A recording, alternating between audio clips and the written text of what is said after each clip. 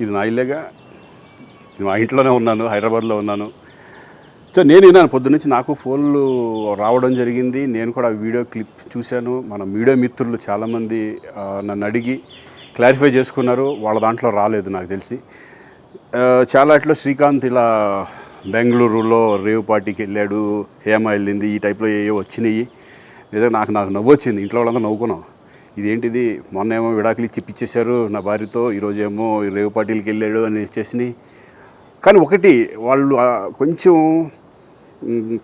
తొందరపడ్డంలో ఇది లేదనిపించింది. ఎందుకంటే వాడెవడో, అతను ఎవరో కానీ కొంచెం నాలాగా ఉన్నాడు. వాడు కొంచెం ఇలా కప్పుకొని, అది గెడ్డం ఉంది, బట్ ఇప్పుడు గెడ్డం నాకు లేదు అని, బట్ గెడ్డంతో నేను షాక్ అయ్యాను. ఇదేంటిది నాలాగా ఉన్నాడు ఏంటి అని నేనే షాక్ అయ్యాను. సో దయచేసి ఎవరు నమ్మొద్దు.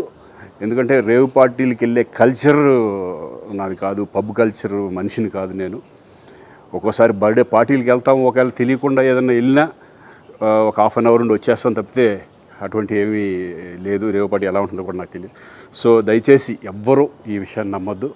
హ్యాపీగా నేను హైదరాబాద్లో ఉన్నాను, మా ఇంట్లోనే. ఇప్పుడు మా ఇంట్లో నుంచే నేను ఇది చేస్తున్నాను.